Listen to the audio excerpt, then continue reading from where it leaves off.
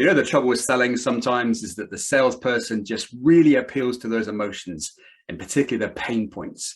Well, I'm going to introduce you today to a specialist of something called heart-centered selling. Jobby Matthew is an absolute specialist and a leader in this particular topic of heart-centered selling. Jobby, welcome to my little Zoom video screen here. How are you today? I'm great, Chris. Thanks for having me. And yes, I am the heart-centered sales mentor and glad to be joining your forum. It's a true pleasure. And just for the audience's understanding, I'm in the UK at about 7 in the morning. So where are you today, Jobby? I'm logging in from Melbourne, Australia. So it's around 6 o'clock in the evening. So it's amazing and just getting right up there to be summer. So we're just finishing up the winter. So just can't imagine it's getting a bit hot in here. And that's our Christmas that we celebrate here at Melbourne. Those Barbies on the beach, mate. That's it, buddy. That's it. I'm not going to do that again. Can't wait to lose the jacket and jump onto the Barbie. All right. Well, I came across you in our joint coaching group, and I really resonated to the tune of your selling approach, which is a heart-centered selling approach. But that might be a new phrase to a lot of people. So for anybody watching, can you just help us understand, what do you see as heart-centered selling, Jobby? Absolutely, Chris. Thanks so much for asking. And yes, it is a very new concept to many people. And for me, heart-centered is who I am. And that's being my authentic self. So heart-centered sales is based on building trust with your clients. And it's more on the integrity-based, value-based selling without having to actually chase people and, play those sales games. Because sometimes it's all about the pressure tactics that, as a salesman, you need to wear or you need to pass on to the clients. Because I've always seen, especially the traditional gurus, saying that sales is all about numbers. It's a numbers game. And it could be that, hey, you need to be thick-skinned. If you're not thick-skinned and, you go for that door knocking or those phone-based conversations, you actually, you're not the right salesman for the job. So where heart-centered sales is all about being true to yourself and having that trust with the clients, taking them on the journey to be their trusted advisor and not just a salesman. Yeah, I get that. And I think we've come a journey, haven't we, in terms of the sales psychology. And it used to all be about pressure and using that influence tactic. But just explain to me, how did you get to this point? What's your journey in sales to get to where you are now of really helping people understand what heart-centered selling means? Sure, Chris. Yes, it has been a long journey. I've been in sales, especially in corporate sales, for more than 10 to 15 years now. And especially you could imagine being in corporate selling as yourself, we've got sales cycles from 15 to 24 months. So where you're actually going out, door knocking, prospecting, and trying to create that client relationship or setting up the win with the client. But sometimes corporates are focused on what profitability they want to make and not so much on the client experience. Because I'm a heart-centered professional. My ethics and my principles sometimes didn't sit with how the corporate looked into clients. Especially, I worked for a couple of organizations that they charged more than $1 million, but they didn't even give a percentage of that back to the clients. And it was very poorly managed. And when I asked them, when I questioned their process, they told me, hey, Jobby, your job is to milk the clients and not to service them. It's our job, we'll manage that. And that's when I just was totally against the policy. There were even times where in presentations, when I had to present, part of the presentation's script was to actually put the client down. It was to actually disrespect the client. It's like, you can't even afford this. This is like a coffee. You can't afford, a coffee. Then what are you doing with yourself? And this was part of the script. So for me, it was just against who I was, my purpose, my calling. And I completely rebelled against that. And I developed myself. I worked on my mindset. I worked on my language. I worked on how to communicate and actually do what's best for the client.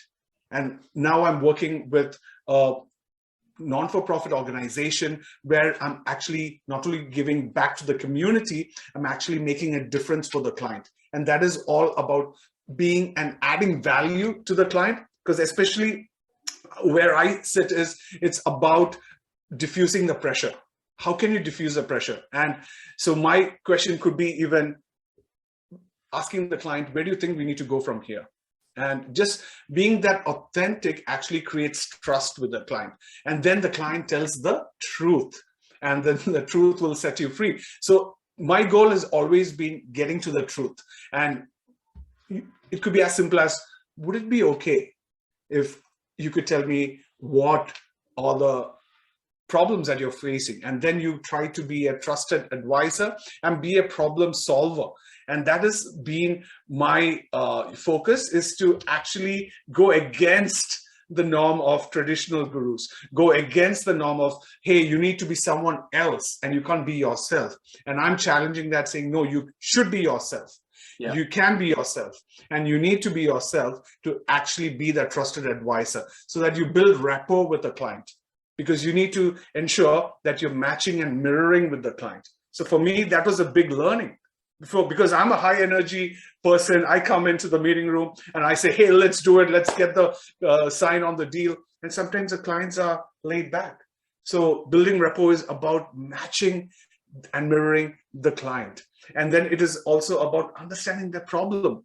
Because if you can articulate the problem better than the client, they will trust you more. So it's all about you articulating the problem better than your client. And then once you do that, all you do is present the solution. You present the solution and you give it and ensure that you don't come across as needy. The moment you feel that I need this deal, and the client gets that feeling, they'll smell a salesman and they'll dash out of the door. And that is where you need not come across as salesy. So you're educating and you're not selling to the client. And that is what's so important in this sales process. And that's when I'm building genuine relationships. And that has completely come because of that personal development I've instilled in myself, that it's not only about numbers. And there were times when I was in the corporate world, am I good at sales? Is because I'm not doing the numbers. And for me, it was about joy points versus pain points, right? So it's as simple as that. So when we being told sales is numbers, so let's go out and let's go, bang on 100 calls for the day, and you might get one sale. You might be, hey, I did it, I closed one. But I'm like saying, if you had went more deep into, instead of the pain points, the joy points, or the transformation points, or the points that will actually, or the problem points that they're having that we could actually solve. And then you could actually convert those 99, because what legacy or what message are you leaving to that 99?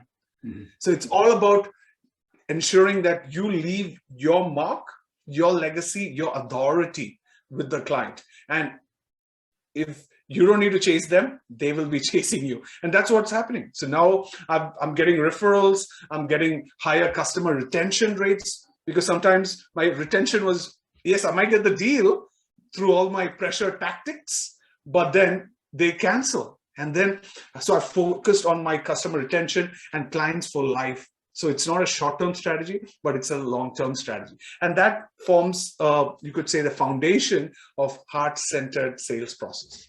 Brilliant. I love that point you talk about truth. And I say to people, if you always tell the truth, you never have to worry about what you've said to whoever you've said it to, because it's always the truth. Yes, absolutely. And I love that also when you start to talk about the joy, how you see a client's face change. When you sometimes you've got to talk about pain, because that's where they are. We've got to fix from where they're at. When you say, hey, what does the future look like? Where do we go from here? And you see the shift in their language and the shift in the whole body language changes to one of happiness and fulfillment. And then I think you can really take them on a great journey going forward. And how did that go? How did that go when you were in that sort of corporate and you challenged the status quo of, well, I don't want to do it this way. How did it, first of all, go down with the corporate? And secondly, what differences did you see with the clients that you were working with when you changed your language? Yeah. So for me personally speaking, when I challenged the organization or the corporate, it didn't go well because they weren't happy. Rather, I went out of the door because they said that's the process, and we are managing profitability for the company. And for me, that completely sits against my ethics. And I told them, all right, you manage the profitability, and I'll go out and I'll go with the, where I kind of feel I can add value. And to be really honest, those clients came with me. Brilliant. They traveled across, and they are currently my clients. And right now, because of that, because they trust me and they don't see me as a salesman, they see me as a trusted advisor. And because of that connection, the trust that I'm being able to transfer over to the client, they know if what Joby says, it comes from the right place. It comes from the truth. And that's what they want. They just need to know Joby is going to deliver the results that he's actually promised, and he has been consistently doing that. And for the clients, that's what they want. So they just, because business owners are busy, they just want to go run the business, and they just want to give us, the solution providers, the peace of mind so that they can actually go ahead and do that. And for me, that languaging was very, very important of when I came across that, because for me, it's all about the language. It's all about how do you actually, for example, overcome objections. For me, we've been taught you need to overcome objections. You need to come across that, hey, there might be, what is the most famous objection? I don't think I have the budget. And for me, I just focus on, that's not a problem. Any objection, all we need to, what I mention is, that's not a problem. That's fine. Because the moment we overcome an objection, what is happening? We are selling. And we don't want to come across as needy. We do not want to come across as selling. So any objections, all I say is, that's not a problem, because we're diffusing the objection there. And it's all about diffusing objections and not overcoming them, and then saying that that's not a problem, but can we sit together? Are you open to a conversation where we could actually work together, ensuring we hit your campaign expectations, we hit the goals that you want to achieve? So it's very much collaborative kind of an approach. It's more trust-based approach, and it's more coming from the heart and coming from the right place. And that's just a fine-tuning of those languages made a massive change, and especially because the clients trust you. Yeah, no, I get that. And I think sometimes the objection part of the sales process, I take responsibility for that, because if you're building objections in at the point that they're about to say yes, it means really that I've not done enough at my end on discovery or finding out what's important to the client to give them an offer that is so compelling they just want to say yes. If you walk into a Tony Robbins seminar or a Brendan Burchard or some of the real thought leaders, you don't say, oh, I haven't got the budget, or I haven't got time. You just say yes, because they've already built in the confidence that you've got no alternative but to say yes. So how do you feel about that part? If the objections come, do you take it personally, or do you sort of just say it's not a problem and then work on the solution? You are never the problem. So what I've learned early on is to not take anything personal. All right. So clients see you as if they want to do business with you, they see you that if you bring value, if they trust you. If you are not able to get that trust over, that I see this as a dating exercise. Sales for me is just like a dating. So what is initially you need to build? Some people say, hey, I haven't closed the sale and I've lost the sale because I didn't close the sale properly. But you might have lost the sale at hello. So as in a dating process, you need to give value, you need to be authentic, you need to be yourself, and so that they trust you to take you to the next step. And sometimes we always say, even sometimes, fortune is in the follow-up. But to be really honest, if the date is not ready for the next step, why do you even say what is the next step? So you need to add value to that. Exactly. Yeah, you have a reason to call. The call isn't to close the deal, but it's just a reason to call. And it's just handing the baton on from one point in the process to the next. And that process, as you said, could take 24 months. But as long as you're focused on winning the hearts and minds of the person that you're trying to do the service for, then we're done. Yeah. Exactly. Okay. Just in terms of advice to people watching, obviously you're coaching people on sales. What are your views on niching, Jobby? Good, bad? What's your thoughts? I would definitely agree to niching. The reason why is the famous quote of Bruce Lee, right? That I fear not the man who has practiced 10,000 kicks once, but I fear the man who has practiced one kick 10,000 times, right? So it's just that. And it's where I see it as it's the blue ocean or the red ocean, right? Do you want to be, the more narrow you go, less competitors you would have. And it's always better to be master of one thing, or, do you chase two chickens, and then you will catch none. So definitely I would agree to niching, and niching is quite important, but it's about, there are a lot of myths again that, hey, in niching, it's like a tattoo or it's like a marriage. It's inbuilt. No, you could always move on with your niching, but it's quite important that you know that. So quite simply, you need to know that what kind of niche do you care most about? What niche or niche do you actually think that you can actually charge your clients about? Or which niche do you think you're most congruent about? So you need to be comfortable, you need to be certain, you need to be congruent, you need to have that clarity. And the moment you have that, it's going to make your life much easier, because that's part of building your brand and your authority out there in the marketplace. I love that. I have to confess, I've still got a vision of you chasing two chickens around the farmyard at the moment, wondering which ones to get. Absolutely, absolutely. Okay, what about habits? I kind of talk about my process of a habitual sales process, that it almost becomes part of your rhythm. What are some habits that you really recommend to people in the sales process?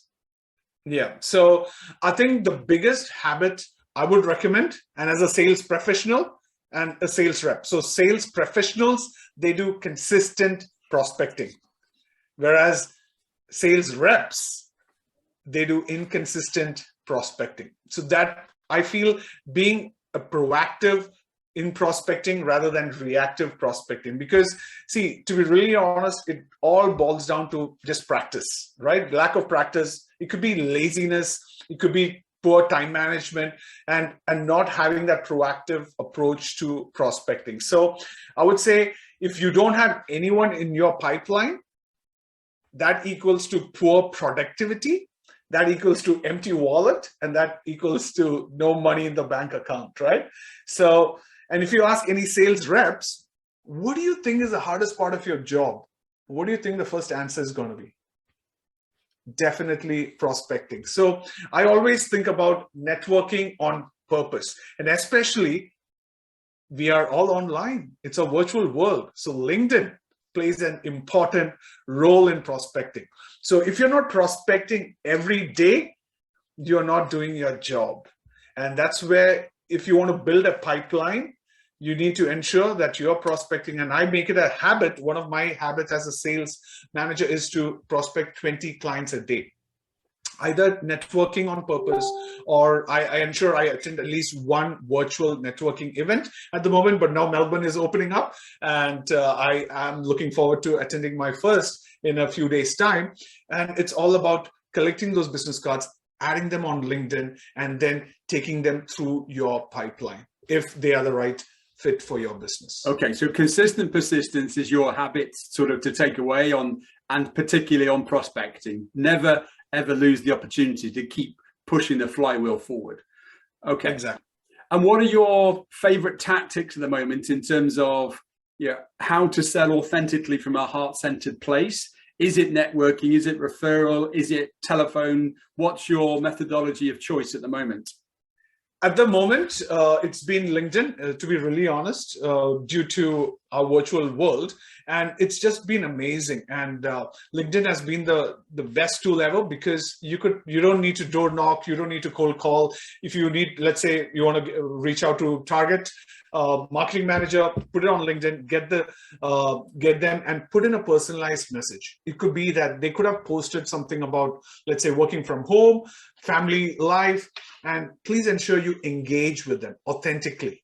So you're adding value to them, you're engaging with them, and that will then give you a reason to have a conversation and comment on them, saying that that thoughts were really valuable. And then you can actually then take them to a coffee or a face-to-face meeting and then take them through that journey. So it's just an amazing tool at the moment, which is definitely giving me a lot of dividends, especially in this virtual environment. Yeah, so many people get so focused on the content. Content is very, very good. But what happens when you post content is that you want people to engage in it. So when you engage in other people's content in a personalized, reflective way, it creates a lovely feeling of sort of, oxytocin and dopamine for them. And they go, wait, hey, Jobby's engaging with me in a really heart-centered, personalized way. So it creates a really lovely mirroring tactic. So yes, content, but also really deep, good engagement on posts, other people's posts, is a really big tick in my book. Absolutely. Yeah, exactly, Chris. And because I know that you've been using LinkedIn a lot, Chris. So how is that working for you, and how is that generating clients for you, Chris? Yeah, good. In fact, my last client I just got was from a LinkedIn. Literally no engagement with him at all. Rang me out of the blue and just said, hey, I've been watching and following your content. We kind of searched for a person in our area who does sales coaching. Your name popped up. We've been all over your content and we'd like to discuss something with you. So, wow, brilliant. But from that, LinkedIn isn't just about clients, it's also about knowledge. It's about doing what we're doing today, of creating partnerships and synergies. But it's a really, really powerful platform, and it's only getting better. I think the newsletter aspect of it has just come out. I do feel as though they're going to probably monetize parts of it in the future. You can see that they're adding extra content, and what normally happens when you add content, at some point they'll say you now need to pay for this. So a little bit of a cynic in me perhaps, but I completely live a lot of my day on LinkedIn and really enjoy the platform. Yeah. Exactly, and I'm sure you would have seen that there's now LinkedIn Live as a new option that's come up, and and I see that you are really consistent with LinkedIn, and that goes to see the results as well. So Chris, so where do you actually see your clients generally get stuck in the prospect to client journey from your experience? It's a bit to what you talked about. There's persistence, and you use the same phrase that I was going to talk about, which is, Jim Rohn's fortunes in the follow-up. And they just get exasperated, and they get pressured by somebody else to say, you've got to chase that. It's end of the month. You've just got to go for the sale. So it's a mixture of consistent persistence and also going too hard to try to get the conversion because they are the victim of somebody else's pressure point. And as soon as you put too much desperation or pressure on the sales lead or the sales prospect, I think that they'll just run a mile. So that's the bit that really annoys me about where they get stuck, either because they haven't got the effort or they put too much effort in, and then they make the prospect feel intimidated or not heart-centered.